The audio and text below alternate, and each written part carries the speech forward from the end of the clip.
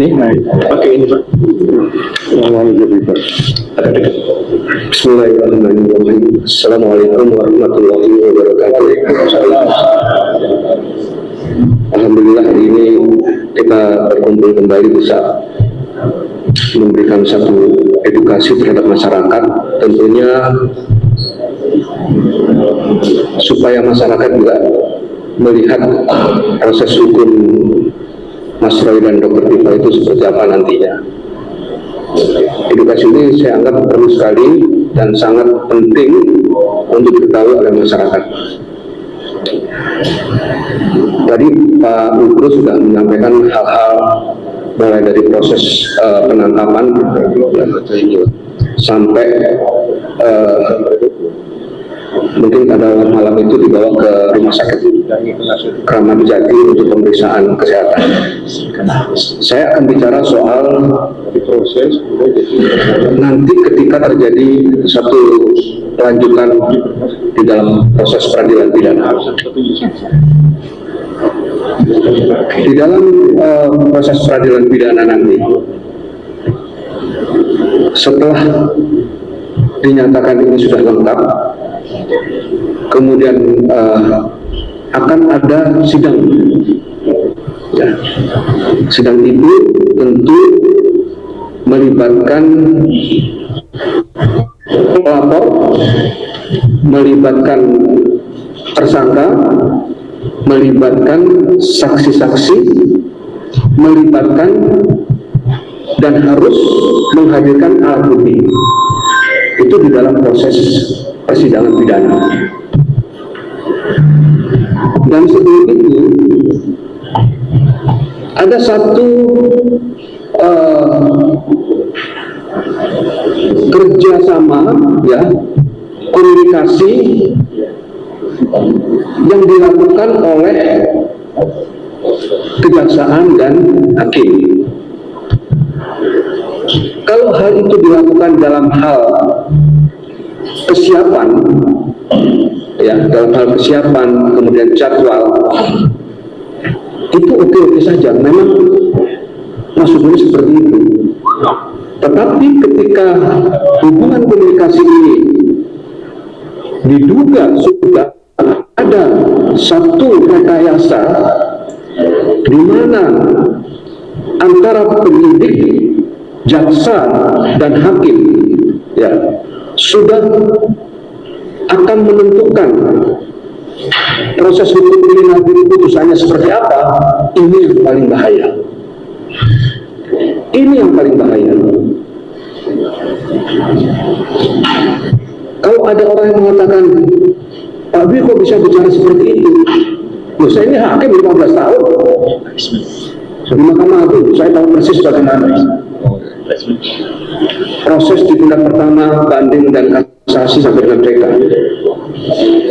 Ya, jadi kalau ada satu pesanan, yang saya sampaikan, ketika ada satu pesanan, maka proses hukum di peradilan pidana tidak lagi bisa murni.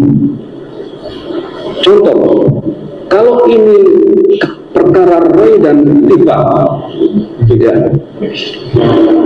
ini sudah merupakan satu pesanan, maka saya sangat menduga, sangat amat menduga bahwa penyidik, jaksa dan hakim sudah melakukan komunikasi, dan nanti kita lihat bagaimana rekayasa di dalam putusan. Ini sangat berbahaya.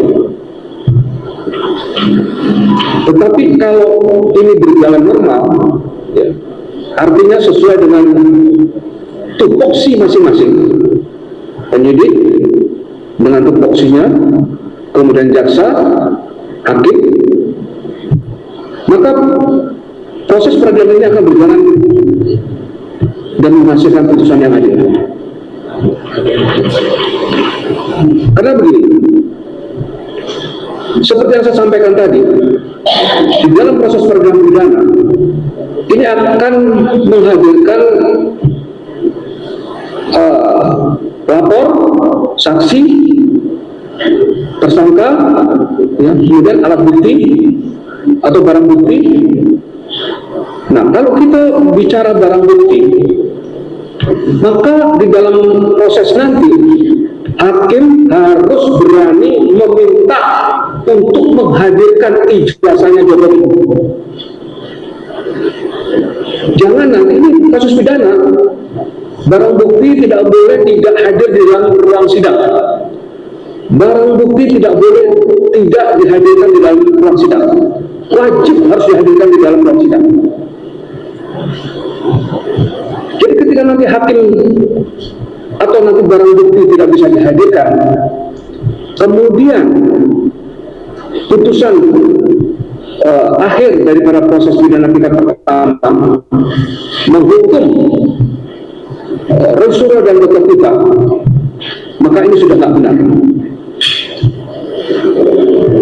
Kadang memang hakim di tingkat pertama ini itu melakukan bawa panas. Masih ada upaya hukum banding, masih ada upaya hukum kasasi, masih ada upaya hukum PK. Tetapi dia sudah melakukan abuse of power di dalam memutus satu perkara. Majelis hakim jika tidak mempertimbangkan segala sesuatu yang menjadi pertimbangan, maka tidak akan menghasilkan putusan yang adil. Nah, kemudian ada satu hal yang perlu kita sikapi di dalam langkah hukum Mas Roy dan Dr. Tifa. Tapi ini ranahnya para PH-nya Mas Roy dan Dr. Tifa tentunya ya. Jika memungkinkan, memang pra-peradilan yang harus kita tempuh. Ya.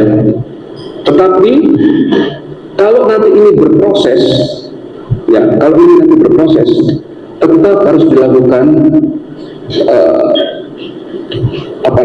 uji forensik terhadap ijazah yang dihadirkan di dalam persidangan.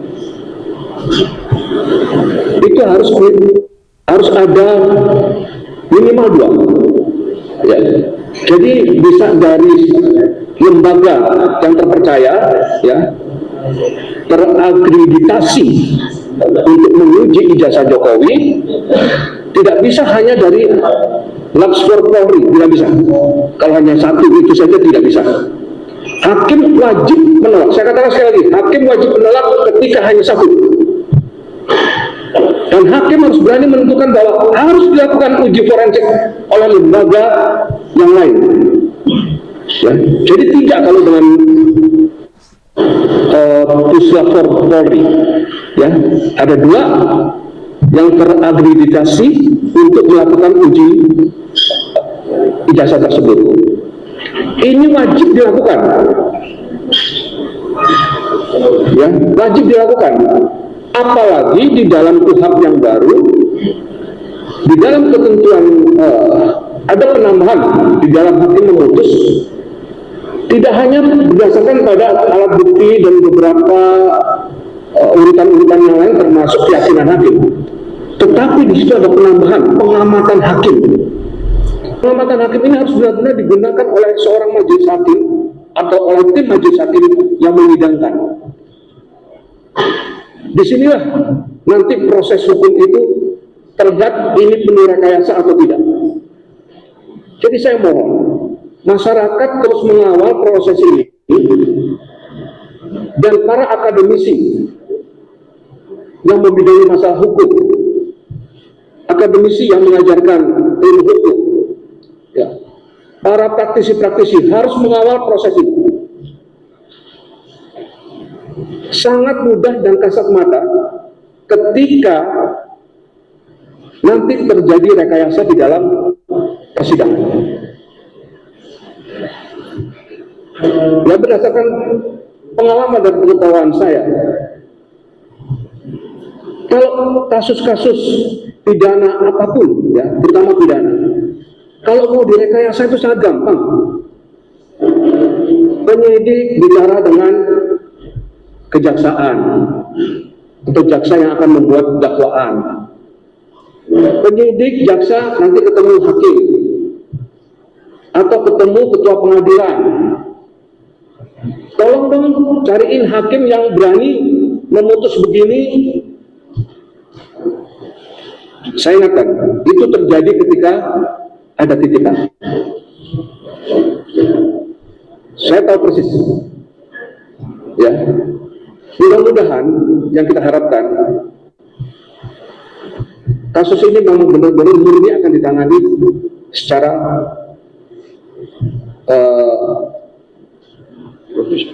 profesional, ya, ditangani secara profesional dan hakim benar-benar mengikuti prosedur dan mempertimbangkan dakwaan-dakwaan dari jaksa. Ya. Ini nanti kalau memang terjadi.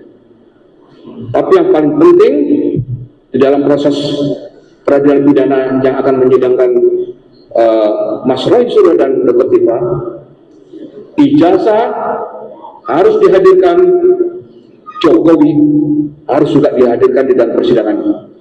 Ini kasus pidana, bukan perdata. Perdata bisa aja nggak hadir. Ya.